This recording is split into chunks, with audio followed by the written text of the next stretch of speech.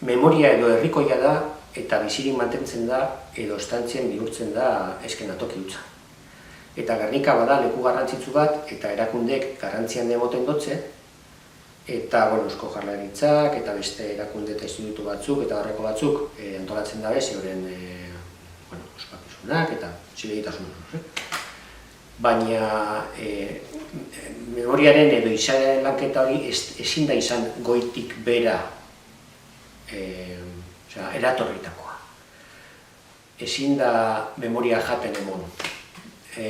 Bizia egon behar badau, izan behar da memoria bizia. Hau da, elkarren arteko konpartitutako memoria.